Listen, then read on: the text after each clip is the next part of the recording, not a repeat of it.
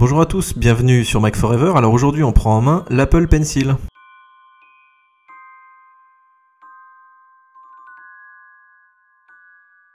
Le crayon, est livré avec une seconde pointe, un adaptateur Lightning et puis c'est tout. Pas de câble Lightning ni de chargeur, Apple estime qu'il y a déjà tout ce qu'il faut sur l'iPad Pro. Pour le recharger, il faudra le brancher une douzaine d'heures, sachant que 15 secondes lui offrent déjà 30 minutes d'autonomie. Le Pencil est très fin, plus fin qu'un stylet Wacom par exemple. La matière est très agréable, pas du tout cheap et elle ne glisse pas dans la main. En haut, pas de gomme, mais un capuchon aimanté qui cache le port Lightning qui servira à la fois pour la recharge, mais aussi pour l'appairer à l'iPad.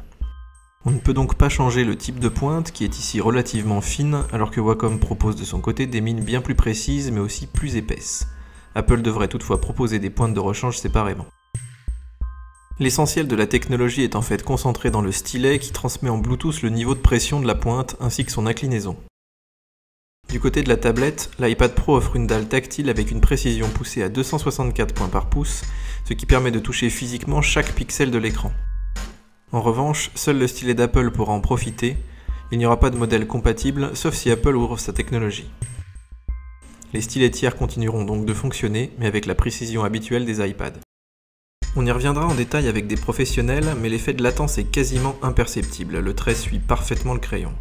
L'espace réduit entre la surface en verre et la dalle tactile offre également un confort que l'on ne retrouve nulle part ailleurs, pas même sur les tablettes professionnelles actuelles. Autre bonne surprise, lorsqu'on place la main sur l'iPad et qu'on utilise le Pencil, celle-ci est ignorée dans les programmes de dessin. Il suffit ensuite de lever le stylet pour dessiner au doigt. Amusant, Apple a placé un poids dans le tube, ce qui l'empêche de rouler trop facilement sur la table. Par contre, il n'y a aucun moyen de le fixer sur l'iPad, il n'y a pas d'aimant ni d'attache. L'Apple Pencil n'est compatible qu'avec l'iPad Pro, vous pourrez l'appairer avec plusieurs tablettes, mais il faudra venir le brancher à chaque fois si vous passez de l'une à l'autre. Il est vendu 109 € contre 20 à 30 € pour un modèle Adonit ou 70 € pour la version Intuos de Wacom.